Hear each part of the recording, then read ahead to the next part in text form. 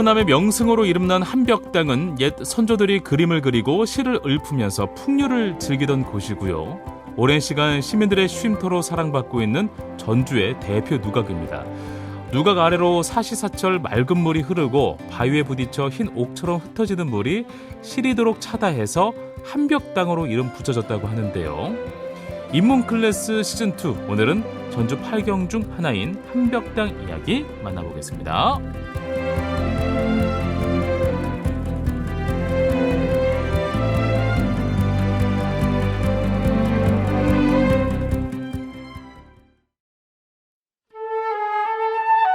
전주대학교 한국고전학연구소 온다락 인문학센터와 함께 우리 주변의 살아있는 이야기를 쉽고 다양하게 즐기는 인문클래스 시즌2, 고전의 새로운 패러다임 전주대학교 온다락 지역인문학센터장 서정화 교수님과 함께 하겠습니다. 안녕하세요, 교수님. 네, 안녕하십니까. 네. 전주대학교 한국고전학연구소 이직계 교수 서정화입니다. 오늘은 어떤 이야기 나눠볼까요? 오늘은 한벽당에 대해서 이야기하려고 하는데. 네, 한벽당 우리 근데 진짜 많이 했는데. 그렇죠. 네. 조금 식상할 수 있는 주제인데 예. 큰일입니다. 네. 그래서 한벽당의 좀 숨겨진 모습, 잘 알려지지 않은 이야기를 한번 해볼까 합니다. 지난주에 또 광활루의 숨겨진 이야기를 들고 오셨는데 이번에도 또 우리 교수님께서 발굴하셨군요. 알겠습니다. 자, 숨겨진 이야기, 어떤 이야기일까 정말 궁금합니다. 오늘 유독 처음부터 이렇게 바람잡이 역할을 하시면 제가 부담이 좀 미안해요. 많이 죄송합니다. 네. 학자분이시니까 네. 네, 너무 기대가 돼요. 예, 일단 아시다시피 이제 한벽당이 이제 임실로 내려가는 그러니까 우리가 기린대로가 끝나고 거기서부터 한벽교부터 그렇죠, 이제 그렇죠. 춘향로가 이제 시작되는 곳에 맞습니다. 있는 누각이고 네. 뭐 정면은 이제 3칸, 음. 측면은 2칸, 네. 6칸의 이제 팔짝 지붕인데요. 건물의 규모가 이름만큼 유명세 타고 있는 만큼 큰 거는 아닙니다. 좀 소소해요. 예, 그렇죠. 예. 뭐 대신 이제 한벽당 앞에 이제 피어나는 안개 풍경을 한벽청년이라고 해서 맞습니다. 예, 전주 8경이 하나로 자리 잡고 있고 네. 뭐 광활루의 한풍루의 한벽당의 한 이래서 호남의 삼한이라고 네. 해서 유명한데 현재 건물은 이제 1828년 뭐 그 이후에 약간 뭐 중수됐다고 보기도 하고요. 네. 그때적 건물로 이렇게 보고 있습니다. 아마 전주에 계신 분들은 한 번쯤은 올라가 보지 않았을까라는 생각이 드는데요. 한벽당에 가보면 한자로 한벽당이라고 적어놨잖아요. 이것이 이제 편액이라고 하는 거죠. 네, 맞습니다. 근데 꽤 많더라고요, 그 편액이. 그렇죠. 누가 그렇게 크지 않은데 네. 3개나 있습니다. 뭐 그 약국 가면 네. 양양양양양이라고 다 붙여놓은 거 있잖아요. 당기시오 이런 것처럼. 네네. 왜 그랬을까라는 생각이 좀 들기도 그렇죠. 하고. 이제 일반적으로는 한 개를 거는 게 겁니다. 그렇죠. 예. 뭐 만약에 이제 안쪽에 하나 더 걸 수도 있어요. 그러니까 태인의 피양정 같은 경우에는 안쪽에도 있고 바깥쪽에도 있고 네. 같은 이름으로. 근데 지금 광활루의 경우에도 사실은 3개가 있긴 하지만 예. 뭐 광활루, 호남 제일루, 계관 다 다르거든요. 네. 동일한 편액을 3개 거는 건 흔치는 않습니다. 자, 한벽당에 3개 편액을 걸어놓은 이유 있겠죠? 잘 모르겠습니다. 아니 교수님, 학자신데 모르시면 어떡해요. 그러니까 이게 강릉에 가면 네네. 선교장, 그러니까 배선자 다리교자에서 선교장이 있습니다. 그 동네 사람들은 배달이라고 불러요. 네네. 그 고택이 있는데 그 집에 이제 들어서면 연못가의 오른쪽에 활례정이라는 그 멋있는 정자가 있습니다. 근데 이 정자에는 근대 이제 서해의 이제 대가들이라고 하는 네. 뭐 성동 김돈이, 성당 김돈이, 성제 김태석, 해강 김규진, 이분은 2개, 규원 정병조, 이분들은 2개, 총 6개의 활례정이라는 편액이 있습니다. 근데 이제 요즘 말로는 폰트, 글꼴이 다 달라요. 그렇군요. 거기 자기 개성이 드러나야 되니까. 그렇죠. 그러니까 뭐 6개도 있으니까 3개는 세 좀 개는 뭐 뭐, 괜찮다. 네, 근데 정확하게 이유는 알 수는 없는데 네. 그 먼저 이렇게 보면 그 한벽당 우리 계단 올라가잖아요. 네네. 거기에 보면 이제 요거는 행서 비슷하다고 할 수 있는데 그 편액은 농천 이병희라는 분이 쓴 겁니다. 그 이병희라는 분은 그 역사하신 분들은 정말 두 개 이병도라고 이분은 약간은 이제 친일의 어쨌든 혐의도 있고 해서 약간은 문제가 되긴 하지만 어쨌든 실증사학이라는 걸 만들어 놓은 이병도의 친형이 쓴 겁니다. 예. 네. 그 이병이라는 분은 그 아까 강릉 활례정 이야기했는데 이 강릉하고 그 활례정 지은 이군우라는 분하고 사돈지간이어서 여기만 있는 게 아니고 그렇군요. 거기에도 기둥에 이렇게 써놓은 거를 주련이라고 하잖아요. 예. 네. 거기에 이제 주련을 쓸 정도로 글씨에 또 일가견이 있었던 분이고요. 네. 그리고 이제 또 하나는 이게 임실 쪽에서 전주로 들어올 때 천변에서 이렇게 딱 보면 보이는 거는 역시 이제 우리 전북 서해를 대표하는 분 중에 한 분이죠. 강암 송송영 선생의 글씨고. 네네. 강암 선생. 네. 네. 내부에 걸린 거는 부안 출신의 이제 김예산이라는 분인데 네. 거기 보면 이게 몇 세에 썼다라고 적혀 있어요. 그래요? 몇 세에 썼을까요? 그래도 뭐 한 60세는 써지 않을까요? 그 정도의 나이대가 있어야 되지 않을까요? 9세에 쓴 글씨입니다. 아홉이요? 9살. 9살에 사실은 그게 이제 큰 대자 글씨를 쓰기 쉽지 않은데 근데 와, 9살? 네, 나이는 어릴 때 써서 이분이 연배가 훨씬 많기 때문에 네. 그리고 8살 때에도 뭐 계암사의 편액을 썼다고 하고요. 그 형도 어릴 때 이제 같이 배우면서 글씨를 썼다고 합니다. 아까 제가 강암 송성영이라고 하셨잖아요. 네. 그분의 부친이 이제 유재 송기면이라는 분인데 거기서 글씨를 배웠다고 합니다. 그렇군요. 네. 그리고 뭐 한벽당은 아닌데 그 옆에 보면 요월대 이게 맞이할요 달월자 달을 맞이하는 그 대가 있습니다. 예. 그 요월대는 거기도 또 유명한 분이죠. 석전 황욱이 이렇게 요월대를 썼습니다. 요월대는 뭐 보니까 후대에 그러니까 지금 기사로는 한 1926년도 기사에 처음 보이는 것 같고 네. 지금 건물은 한 86년에 이제 복원된 겁니다. 그 한벽당의 한벽이라는 뜻이 어떤 뜻인지 교수님으로부터 한번 풀이를 들어보면 어떨까 싶어요. 예, 이 한벽은 원래 찰한자, 네. 푸를 벽자입니다. 네네. 요 벽자는 푸를 벽자로 해서 파란색 블루계통이 아니라 우리 옥구슬 할 때 옥 있잖아요. 예, 약간 그 녹색이 가까운 네네. 그거를 이제 벽이라고 하는데 대략 두 가지 정도가 있습니다. 그 첫 번째는 벽옥 한류. 그러니까 벽옥은 푸른 옥이고 네. 한류는 푸른 차가운 물이잖아요. 예. 그러니까 벽옥이라고 하면 푸른 구슬 이렇게 하면 물이 그 바위에 부딪히면 탁 튀어오르잖아요. 물방울. 그 색깔이 예, 옥처럼. 그러니까 생겼다. 벽옥이라고 하고 네. 그다음에 이제 차가운 물살 깨끗하면서도 뭔가 그 물들지 않는 강한 지조를 상징하는 차가운 물살을 해서 벽옥 한류다 했고 그 실제로 거기 향교 뒤에는 옥류동이라고 있거든요. 예? 그거하고도 맞춰보면 뭐 벽옥 한류라고 해서 꼭 틀린 건 아닌 것 같아요. 근데 저는 사실은 두 번째 그 한말의 학자이자 애국 지사죠. 예. 내 목을 자를 수는 있어도 내 머리카락을 자를 수 없다.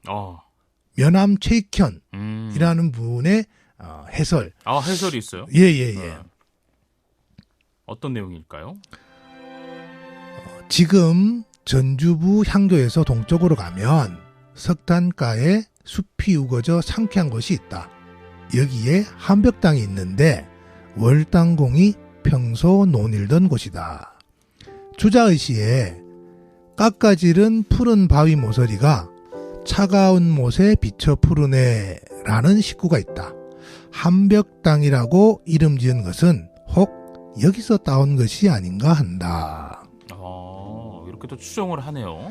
예, 그러니까 최익현은 뭐 이게 학자이기도 하니까요. 그러니까 최익현이 이제 한벽의 의미가 주희의 시에서 왔다 했는데, 이게 주희라는 분이 우리가 뭐 성리학 하면 주희, 주자 이렇게 칭송을 하는데 이분도 시도 잘 지었어요. 그러니까 50대쯤인가요? 그 복건성 무의산에 이제 은거를 하면서 무의정사라는 집을 한 채 짓습니다. 예. 거기서 이제 제자들하고 강학도 하고 시도 짓고 했는데 무의도가 십수. 이거는 우리나라에서 엄청나게 유명한 시였습니다. 조선시대 때. 또 하나는 무의정사 자병이라고 12수를 짓는데 이것도 엄청나게 유명했었습니다. 네. 근데 이제 최익현이 아까 이야기한 거는 무의정사 자병 12수 중에 제10수. 낚시터라는 게, 낚시터가 이제 낚시 바위 위에서 이제 낚시를 하잖아요. 예. 네, 거기에서 이제 그림자가 차가운 못에 비쳐 푸르다. 차가운 할 때 한, 푸르다 할 때 벽. 여기서 왔지 않을까? 이렇게 추정하죠. 네, 뭐 어떤 게 진짜인지는 알 수 없지만, 네. 저는 어쨌든 최익현설이 좀 낫지 않을까? 이렇게 보고 있습니다. 뭐 그래도 뭐 중요한 거는 네. 어쨌든 한벽당 앞에 여전히 차갑고 푸른 냇물이 맞아요. 예, 지금도 정자를 지었을 때나 최익현이 중수기를 기록했을 때나 네. 지금도 계속 흐르고 있다는 거. 이거는 변치 않고 있다. 이 점인 것 같습니다. 네. 한벽당의 원래 이름이 따로 있었다? 그럼 혹시 뭐 한벽정, 한벽루 뭐 이렇게 이야기를 하는 걸까요? 지금 뭐 한벽정, 한벽루를 알 정도면 네. 한벽당에서 거의 뭐 전문가 수준이라고 할 수 있겠는데요. 저도 이제 방송을 많이 하다 보니까 한벽루라고 하는 것은 정말 많이 들어봤고. 네네네. 네. 요즘 뭐 헷갈려서 그런 게 아니라 원래 그렇게 부르기도 했었으니까. 네. 근데 원래 이름은 이제 월당루였습니다. 월당루. 예. 달월자. 예. 그렇죠. 네. 달월자, 못당자 네. 해서 그 앞에를 이제 못으로 보면 네. 달이 비치는 연못 이렇게 볼 수도 있는 거죠. 풍류 있어. 네. 한벽당은 조선 초기에 월당 최담이라는 분이 이분이 이제 전주 최씨입니다. 전주를 이제 낙향하면서 만년을 보낼 때 그때 지었다고 보입니다. 그래서 이분의 호가 월당, 아니면 월당루라고 지어서 이분의 호를 월당이라고 했는지, 예. 뭐 그거는 왔다 갔다 할 수 있거든요. 네, 그래서 이제 월당루라고 했는데, 그분 이야기를 잠깐 한번 해볼까요? 네, 좋습니다. 경진년 정종 2년에 관직을 그만두고 고향으로 돌아오셨습니다. 날마다 꽃과 나무를 소재로 시짓는 것을 소일거리로 삼아 유유자적하게 지내셨습니다. 개축년 1433년 2월에 월당루에서 전주 부윤을 전별하였는데 어린 기생 2명에게 종이를 잡게 하고 즉석에서 다음과 같은 시를 지었습니다. 월당루의 버들빛깔 비온 뒤 새로운데 전갈한 잔치여러 큰 손님을 전별하네. 볕을 마치고 전주로 오고자 하거든 호남의 한가한 이 사람을 기억해 주오. 이 내용은 어디에서 나오는 거예요? 이 최담이라는 분이 인품이 되게 훌륭했던 것 같아요. 네. 그래서 정인지, 그러니까 광활로 이름 지은 사람이죠. 김종서 장군. 예. 이분은 이제 단종 때 세조한테 밀려서 이제 죽은 분이고 예. 안평대군. 이분이 최담과 관련해서 이제 시를 지어요. 그러니까 이런 시를 여러 사람들이 시를 지으면 시집으로 엮잖아요. 네네. 근데 이 시집 서문에 나오는 내용이거든요. 네. 그러니까 시집 서문을 지은 사람은 성균관 대사성, 그러니까 국립대학교 총장입니다. 네. 정곤이라는 분이 1437년에 이제 지었는데, 네. 이분이 이제 최담, 월당 최담의 막내 아들이 최덕지라는 분인데, 이분이 와가지고 우리 아버지는 이렇게 하셨어요 라고 하는 거를 그대로 써놓은 거예요, 여기다가. 서문에다가. 그렇군요. 그러니까 월당이 지금 80세가 넘어서도 이제 언덕을 오를 때, 뭐 지금도 그렇지만 80세 넘어서 이렇게 지팡이 사용하지 않고 크고 작은 뭐 경조사 있으면 축하한다 그러고 또 위로해주고 할 정도로 했답니다. 건강했구나. 예, 네. 아까 거기 시 지을 때가 88세 때였다고 합니다. 와. 그 전별하면서 즉석에서 시를 지을 정도. 정말 장수했구나. 예. 그러니까 월당루가 언제 지어졌는지는 모르겠는데 그 최당이 이렇게 낙창했을 때가 1400년이고 돌아가신 게 1434년이니까 예. 요 사이에 아마 지었을 것 같거든요. 그래서 그 완산지 기문이라는 그 19세기 말에 나온 그 책에는 보면 부남쪽 오리 성황산 서쪽 기슭에 있다. 깎아지른 듯한 석벽 위에서 마치 떨어질 듯이 굽어보고 있다. 대각 아래에는 냇물이 흐른다. 라고 돼 있어요. 그런 거 보면, 그러니까 건물은 바뀌었는데, 위치는 최담이 처음 건립했던 위치가 현재도 그대로 유지되고 있는 것 같습니다. 예, 알겠습니다. 최담이 건립한 위치는 그대로 유지되고 있고, 월당루는 세월의 흔적을 비껴갈 수는 없겠죠? 역시 많이 하시니까. 좀, 약간 좀 아나요? 네. 모든 것이 어깨 너머로. 네, 모든 것이 그렇듯이 무한한 것은 없습니다. 네네네. 월당루도 이제 세월을 이제 비껴나지 못하죠. 그래서 수리하고 이렇게 예, 보수하는데 네네. 이게 건물로 바꾼 게 아니라 이제 이름까지 그 월당루에서 그렇잖아요. 우리가 지금 월당루라고 부르지는 않잖아요. 아, 그렇죠. 예, 한벽당, 뭐 한벽루, 한벽정 뭐 차이가 있지만 예. 그 당초와는 이제 전혀 다른 이름으로 부르습니다. 그럼 언제부터 이제 월당루를 한벽당으로 불렀을까? 그 흔적을 한번 좀 찾아볼 필요도 있을 것 같아요. 그래요? 네, 예. 완산의 한벽당을 추억하다. 바위에 세운 날듯한 누각은 맑은 신에 누르고 눈에 가득한 구름과 산은 흩어져 거둘 수 없네. 처마에 비친 물빛은 달과 차가움을 다투고 평상의 대숲 서늘함은 가을 기운 만드누나. 부귀한 연의 자리에서 나그네의 시름을 잊고 질탕한 풍악 소리에 각오 몸음을 맡겼다네. 화려하게 솟은 누대도 전란에 다 쓰러졌으니 추억건대 20년 전의 놀이가 서글프기만 하구나. 누가 지은 시일까요? 네, 이 시는 이제 이의건이라는 분이 네. 이 한벽당에서 그 놀았던 그 추억을 노래한 시입니다.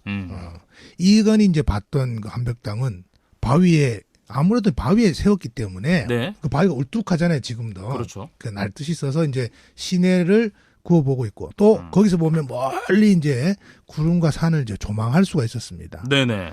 그래서 맑고 시린 시냇물이 흐르고 또 가을 기운처럼 서늘한 대숲 바람이 이제 부는 정자였고 음악도 있고 네. 그 나그네 시름도 있고 그렇죠. 그러니까 떠날 줄을 모르고 행복의 공간이었죠. 네. 그런데 맨 마지막에 전쟁이 휩쓸고 간 한벽당은 불에 타 없어지고 쓸쓸한 추억만을 작가에게 남긴 것 같습니다. 그렇구나. 그 현재까지 지금 찾은 거로는 이 한벽당이라는 말을 가장 먼저 사용하고 있는 것이 바로 위에 시인 것 같거든요. 이 시에서부터 좀 단서를 찾을 수 있겠군요. 예. 그러니까 이의건이라는 분이 그 요 시를 짓고 나서 얼마 안 있어서 1621년쯤에 사망을 해요. 그러니까 전란으로 한벽당이 요게 정유재란이잖아요. 네. 한벽 광활도 타고 뭐 다 타는데 이것도 이제 탔던 것 같아요.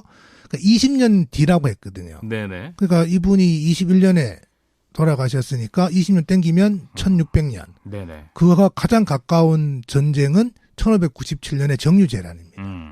그러니까 임진왜란 때는 사실은 뭐 이게 전주가 그 우리 저쪽이 어디죠? 장수 진안 쪽에 그 어디죠? 그 웅치전투 때문에 지킬 수 있었는데 네네. 정유재란 때는 뭐 경기전도 불타고요. 광활도 소실되고 아마 한벽당도 이때 소실됐습니다. 네, 알겠습니다. 그러니까 이제 안타까운 건 안타까운 거고 네. 그러니까 한벽당이 이분이 20년 전에 이야기를 하잖아요. 예. 그러니까 정유재란 이전에 월당루에서 한벽당으로 이름이 바뀌었다.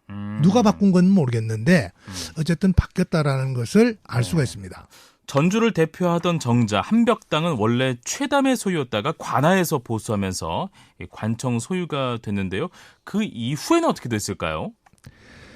예, 50년쯤 흐르니까 네. 한벽당도 이제 낡고 무너지고 그렇게 되는 거죠. 또 이게 물가 가까이 있으면 또 습기도 많이 먹어요. 네.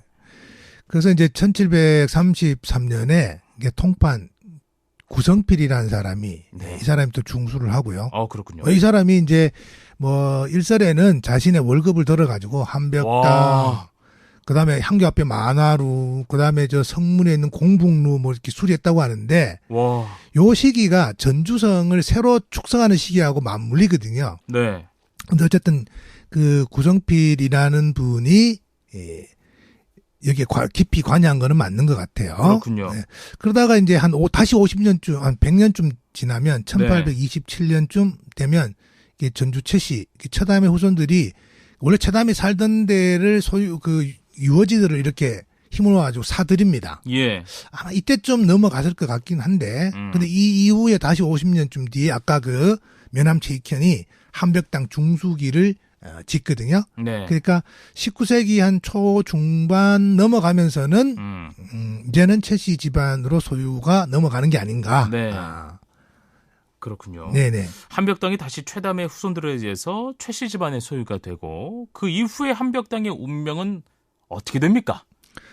네, 지금 한벽당은 사실 일제강점기 때 철거될 뻔했습니다. 아, 맞아요. 네, 네, 그 한벽굴. 네, 그렇죠. 네, 지금 뚫으면서. 저 뒤에 보면 뭐 이상하게 터널, 지금 뭐 지도에도 뭐 한벽굴, 한벽터널 이렇게 돼 있는데 네. 그게 왜 그렇게 났냐? 그게 보면 이게 1929년에서 이제 31년 사이에 네. 전주하고 남원 사이 이제 철도가 부설이 됩니다. 네네. 그래서 일제는 당연히 한벽당을 허물고 네. 철도를 그쪽으로 개설하려고 했죠. 네. 그때 그 유명한 유림이죠. 금제 최병심이라는 분이 네. 그 다른 여러 사람들하고 강력하게 저항을 합니다. 예. 그러니까 일제가 이제 당국이 이거는 안 되겠다 싶어서 와. 타협하는 게 바로 지금은 사실은 그 결혼식 하거나 아니면 네. 그 포도전으로 유명하더라고요. 한벽굴이. 거기가 드라마에 좀 나와서 그래요. 네. 네. 그런데 그런 아픈 사연이 있었습니다. 아, 그렇군요. 한벽당을 머무는 대신 거기에 네. 터널을 뚫은 거죠. 한벽당은 앞서도 언급됐지만 전주 8경 중에 하나로 꼽히잖아요. 네네. 뭐 이유와 저도 뭐 충분히 알겠지만 다시 한번 우리 교수님으로부터 들으면 어떨까 싶습니다. 예. 이게 이제 한벽청년 이렇게 돼 있는데, 네. 그러니까, 이거를 처음으로 이제, 이름을 지은 분은 조선 후기의 문인 중에 조수삼이라는 분이에요. 네네. 이 사람의 신부는 양반이 아닙니다. 중인이었어요. 그래요. 네. 근데 그 당시 우리 추사 김정희 아시죠? 네네. 그 김정희, 김명희 형제. 네네. 그다음에 세도 정치 우리 뭐 국사 시간에 얘기하는데 풍양조씨. 음흠. 그러니까 조인영, 조만영 형제. 네네. 이분들하고 엄청 친했습니다. 그리고 이분은 사실 요즘은 뭐 그래도 쉽다고는 하지만 중국을 6번 정도 다녀오기 쉽지 않거든요. 네. 이 당시에 6번을 다녀와요, 이분이. 어허. 그러니까 이 대가집들하고 권력가들하고도 엄청 친했다. 신부는 중인이었다. 네네. 그만큼 시와 글이 뛰어났다는 걸 의미하죠. 이분이 이제 1829년하고 1833년 전주에 들릅니다. 네네.